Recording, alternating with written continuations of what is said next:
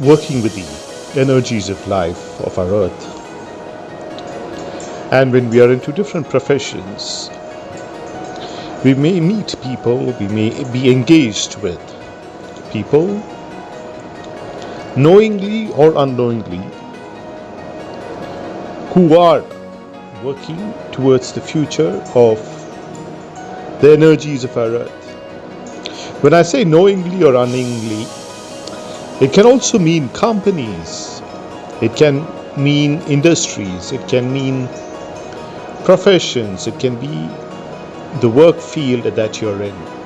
It can be work in any kind of strata of the society, be it the lowest to the highest points. Sometimes companies have it within their instinct and within the deep subconscious without knowingly, consciously. And then the employees also move and work with such companies who work along with the energies of the earth, who do not know it consciously, but they still are in some way contributing to the future generations. And when you work with such companies with knowledge or without knowledge, but with a clear subconscious instinct, just like a mother's first instinct to feed her baby with her milk, so that is the first instinct of humans to help their generations evolve. It's the same with all species. And in the same way, there are instincts in humans, there are instincts in companies, all professions, all fields of work are formed by individuals. So we do not have to know it consciously. It's wonderful that we know it consciously, but subconsciously, most people who are really well off, who are prospering with the energies of the earth, subconsciously have affirmed the truth of the universe, that the energies of the universe which sustains life is the oxygen that we breathe, is the water that we drink, and every other life system. And once they work along with those same energies, they are going to be prospered and blessed. So if you're with people who are working with the energies of the earth, and if you seem for some time that there are certain problems which might be affecting your work, you must be assured that those problems will move away, provided you have a clear direction to work for the future generations, along with your own oxygen, along with our own water that we drink, which is oxygen and hydrogen. Those energies of life are going to help us, and those energies of life is given by the God of our faith, of whichever faith we adhere to. The basic systems of life on earth are a gift from the God of any faith. It is the basics of human living. And once we respect that source of life, no matter what problems come into your field of work that you're doing as of now, you can be assured that when you're working with the energies of life which sustains our earth and for the future generations, no matter what hiccups come, no matter what boundaries are formed against you, no matter what kind of problems erupt all of a sudden, no matter what challenges you face, if you're with the source code of life, you're with a clear purpose. And it's just a matter of time, during your time on earth, that all those problems will vanish. Because the oxygen remains the same today, and 1,000,000 years ago, and 1,000,000 years into the future for human life. And that's the basic truth of our living, our life. So be assured that whichever profession you're working, as long as you are helping the future generations with the source code of life and the energy systems of our earth, which includes our oxygen, the water, the gravitation, and every force of life, which includes the trees, the mountains, the rivers, the lakes, the rain systems, which provides nourishment to our plates, to the smallest children on earth, to our own children. Once we strengthen that life system, we are working with the source code of goodness of our universe. There is no dark energy in the universe. All kinds of forms of stories that we are made out of dark energies are nothing but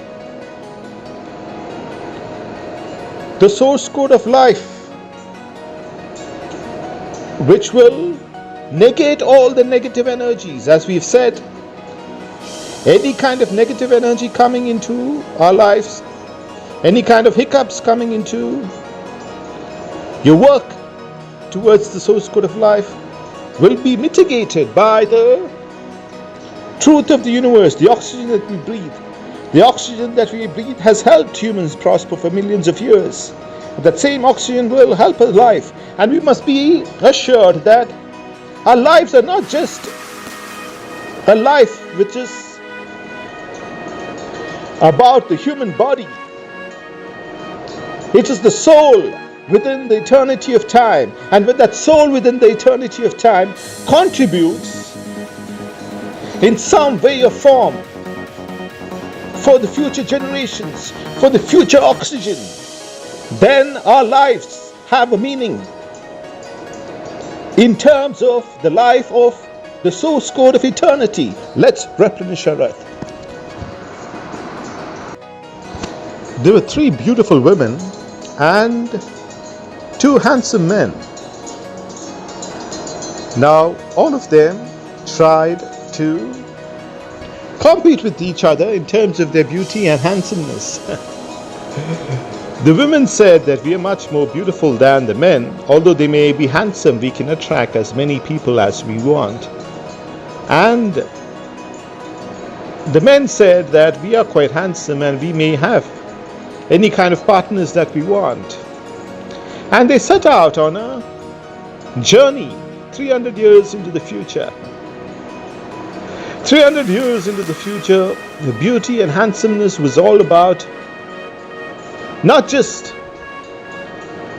the human traits of beauty. Human traits of beauty could be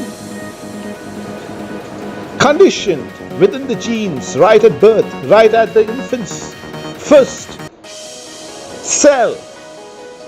The beauty features and the handsome features of men and women, of the child, could be conditioned so that the babies that evolved into the future could be the most beautiful, having all of the attributes of beauty which we see today.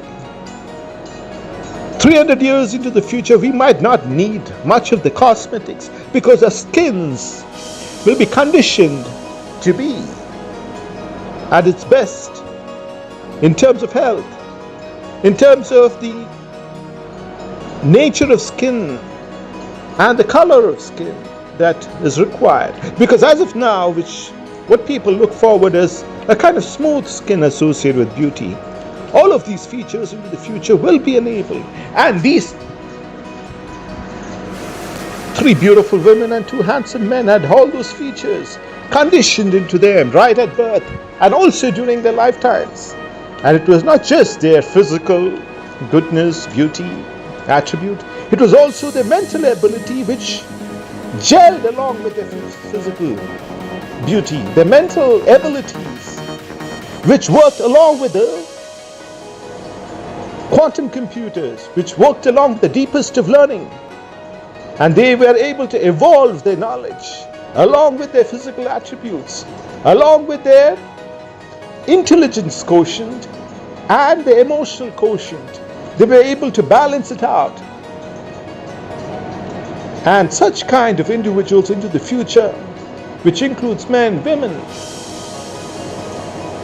and we may also have pets. We can condition to be the best of pets in terms of its nature, in terms of its responses, in terms of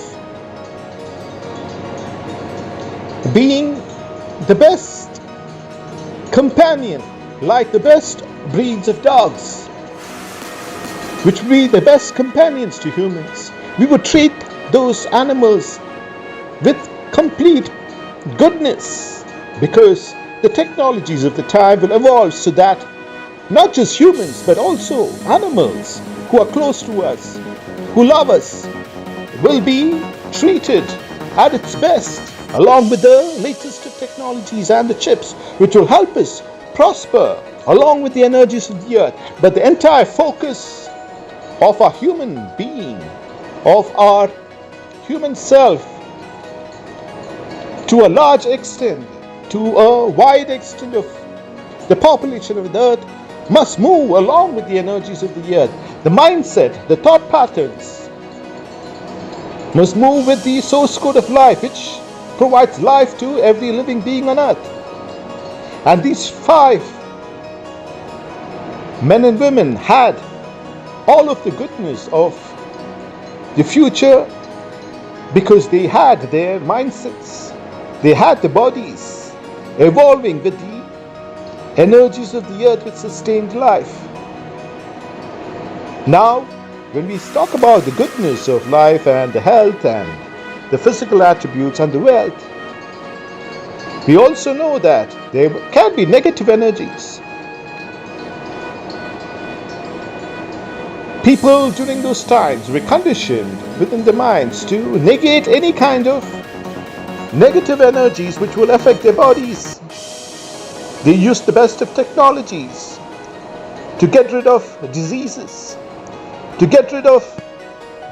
right at its inception during childhood, or to get rid of viruses, bacteria, which affects humans. There were technologies which evolved along with the source code of life to target the viruses, bacteria, and also the vermin energies among humans.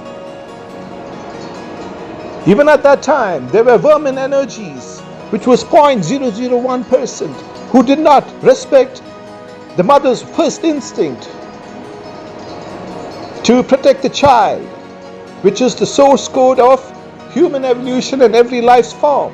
The instinct to protect children right at birth is the first human instinct and the instinct among all species of life.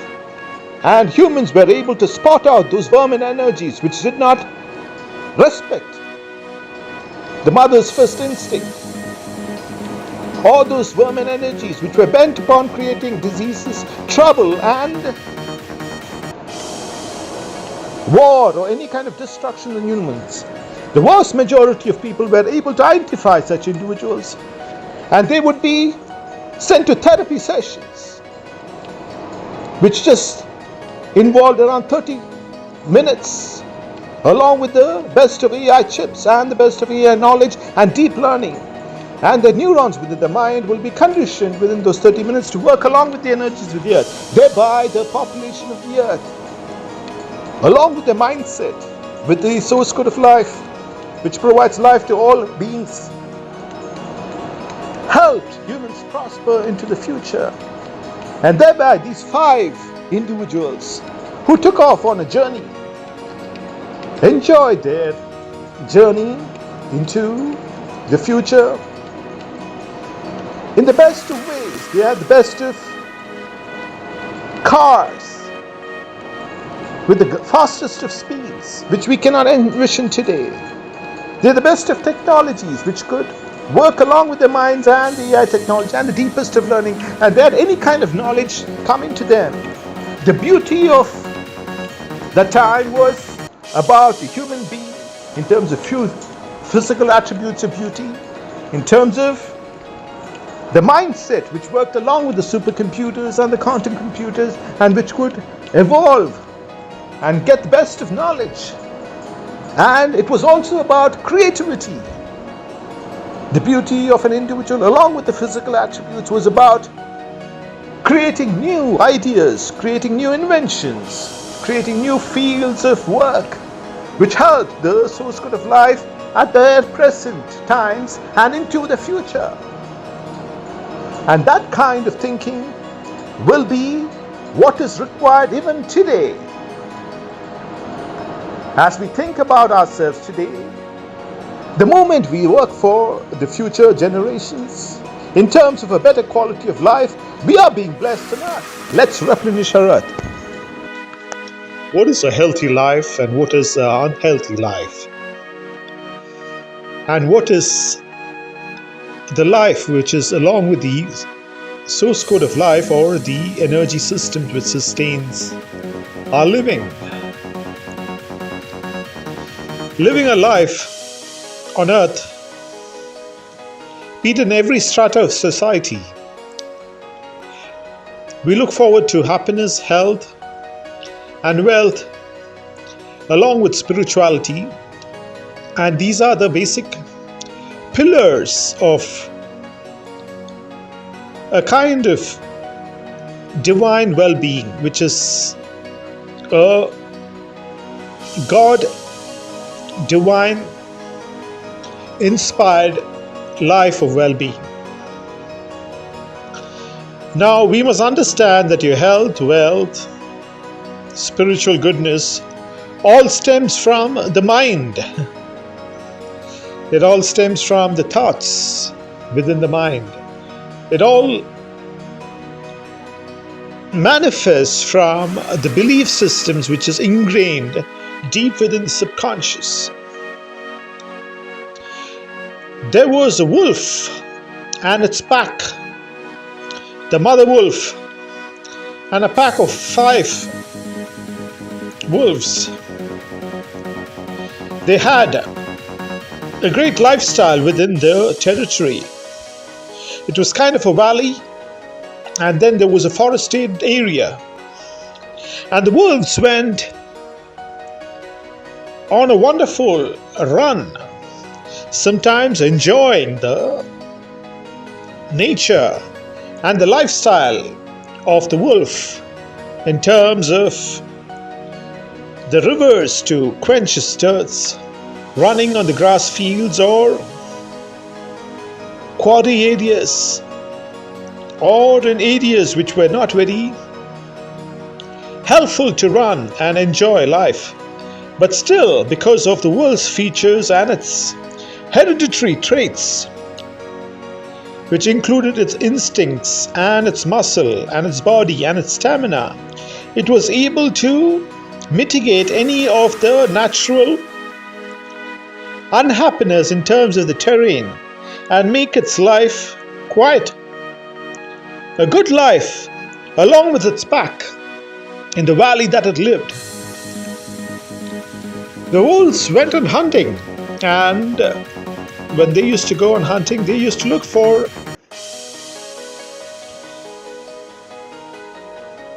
a deer or any kind of animal which it could get as soon as possible. And they were quite efficient at hunting, and that's the natural instinct of a wolf. And the wolf had a wonderful family bond. The mother wolf and the 5 other wolves were together. Once they had their bounty of share from the hunting, they used to share it among others, and the elders would eat first, including the mother, and then it used to have the turn of the other wolves who were in the natural pecking order, or in terms of their strength and in terms of the age. Now, as the wolves gelled together as a family pack, there was another hyena pack which was about to invade the kingdom of the wolves, which was the valley along with the river and the lakes and the kind of forest area within the valley. The hyenas also moved in, looking at this wonderful territory. Now, the wolves were very much proud of their area, and they wanted to defend the lands no matter what. The hyenas started moving in and were threatening them by the looks at a distance of nearly a kilometer. But the wolves did not leave the ground. They formed the bond together. The hyenas also were very close, and they came much more closer, nearly half a kilometer, quite close to the wolves. Now the wolves had its baby pack, and in order to protect the babies, they had no other option but to leave the territory and move away from the hyenas, because it was obvious if they would enter into a confrontation with the hyenas would first attack those baby wolves. And the mother, being very sensible and wise, led all of the 5 wolves out of the territory of the valley with deep remorse, because that valley had been a source of inspiration for the family in terms of their lifestyle, in terms of the food, in terms of the living, in terms of their life along with the natural systems of the earth, the rivers, the lakes, the forests. But as the mother led the entire family with the babies, wolves, out of the territory, the hyenas moved in. There was no confrontation. They walked around 3 kilometers, and then they were able to spot another hillock. Now the mother wolf, with its wisdom and wise living for nearly 12 years, had an instinct to know that just beyond the hills there was another valley which was much more flourishing and better. And the wolves, led by the mother wolf, decided to climb the mountain. And as they approached the uphill mountain to the steepest peak, they were able to see another beautiful valley down below. Now the only factor for them was to get down the hill, which was very steep. Now the mother wolf, with its wisdom, again was able to channel these wolves along a pathway within the mountains, and confronting the steepness was able to get down to the valley below. Now this particular hillock had all of the protection needed from the hyenas, because the hyenas couldn't be able to climb such steep mountains and then descend such steep mountains, and this would be their home for the next 10 years as a family, enjoying their lifestyle along with nature and the new river, the lake, the forest, along with the food sources that the wolves needed. Now this is an example of a life that we must also live. Sometimes we might be in certain territories which we might be enjoying.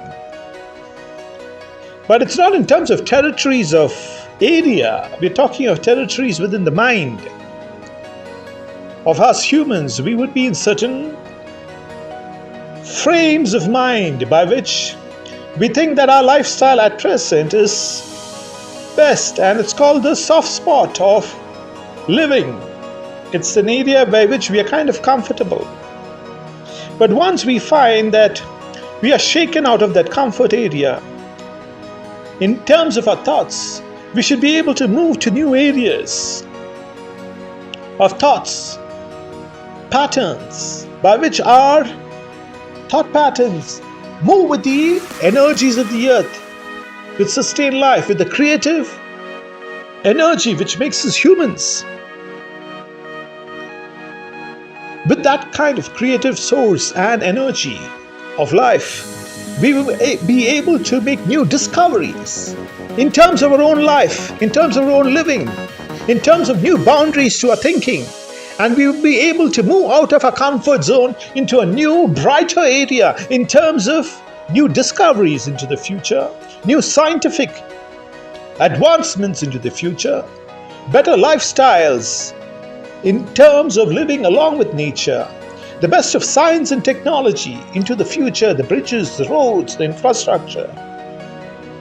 All of the greatest of technologies into the future will help us advance if we move out of our comfort zones and into a new sphere of thinking with creativity, along with the source code of life, which makes us humans. Let's replenish our earth.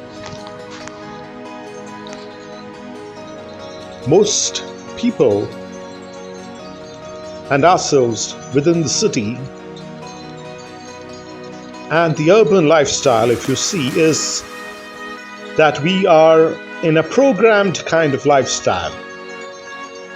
What we mean by a programmed kind of lifestyle is there is slots during the day by which we are kind of conditioned to do certain things. And it becomes a monotonous kind of lifestyle along with the work that we are involved with. As we know that a lot of people within corporates, especially people who are in high stress, low movement jobs, get their bodies into high degree of stress, high degree of impact on their lifestyle, which includes their health, food habits. Now, what's most important is for us to analyze during a very hi-fi lifestyle, during a very tight-bound lifestyle, during a lifestyle where we are pursuing certain goals in terms of our carnal desires alone, of reaching certain position, of getting certain kind of objects, things, wealth. What is the real purpose of the body? What is the real purpose of the soul?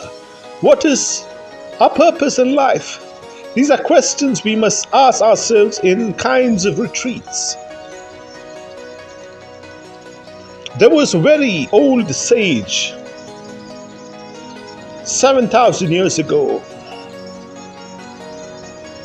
and he had 79 disciples. Now the disciples came to the sage not to study everything about the world, how to prosper, how to make a quick buck as we see in the world today, but they came to the sage to understand the basic meaning of life and live a lifestyle which was along with the energies of the earth which sustain life in its true sense, although they did not know that they were working along with the sage.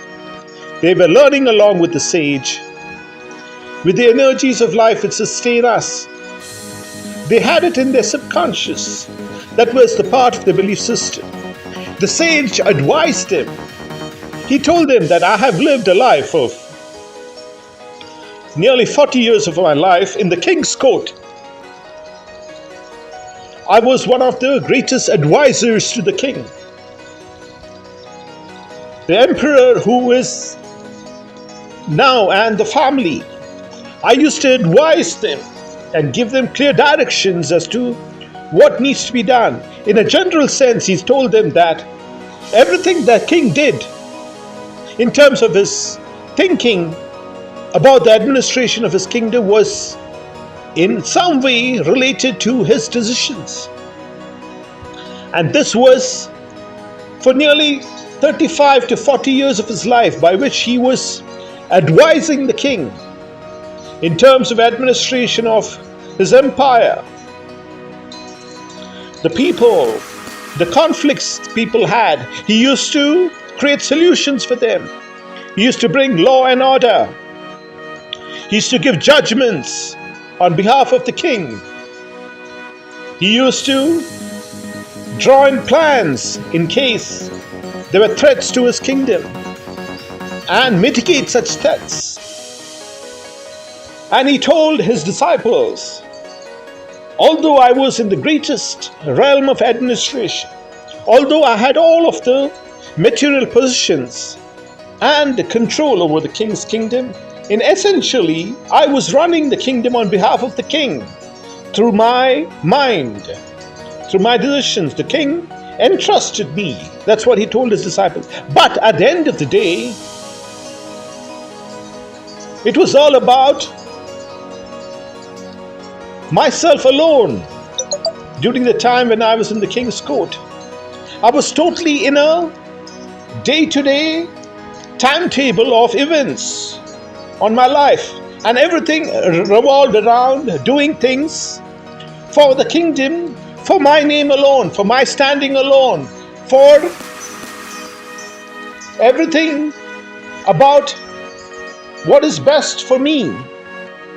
I did not understand that the best life lived for a king in terms of service is to move along with the energies of the earth, the energies of the universal source of God, the religion that binds all of us, the religion which gives us the sunlight. This is the same God of all of our religions, the one God of all of our faiths, the source code of life. He told the king in the story, and without being able to understand the source code of life and meditate along with the source code of life, which is also my oxygen, which is also my water,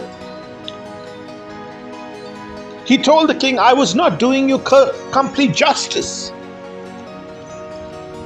And then he told the king that he made it a point that he will move into being a sage, of the sense that he would not be completely involved with the administration of the kingdom, but he will move into an area by which he could be with the energies of the earth, meditate along with the universal force, be along with nature.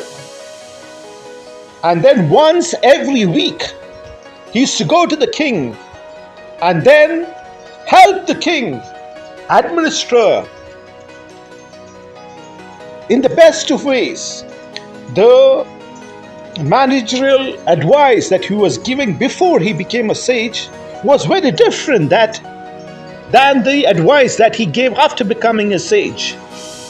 Now, he was not the sage in the general sense as we see, except that he took time off to meditate with the source code of life of his kingdom, which provided the kingdom with oxygen, water, and all of the life systems. He was able to meditate, take time off from the daily cares of life, which made his mind completely enslaved into the day-to-day activities, and he was able to focus on the best administrative policies for his kingdom, which includes the roads, the rivers, the lakes, the trees, the system of administration of crime, the system of administration of the bureaucracy, the system of administration of different parts of his kingdom, the different ministers. He was able to take time off, and along with the universal source code of life,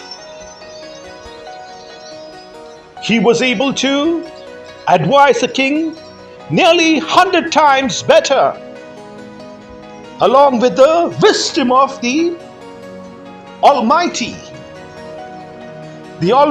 force of our universe.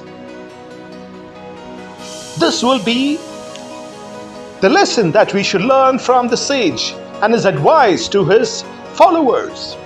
The day-to-day activities of today, by which we are completely enthralled, we are completely submitted to the goals and the cares of our flesh alone, must in turn be a clear commitment that we work along with the energies of the earth and with a clear purpose, because a clear purpose is a wonderful life lived on earth, and that life will have a meaning not just today but in terms of eternity. This should be our lesson to the generations to come. We should work for the future of the future generations today, and thereby we are in the process of moving with the source code of eternity, not just in terms of belief but in the true sense, because we have contributed to our purpose of life today and into the future. Let's replenish our earth.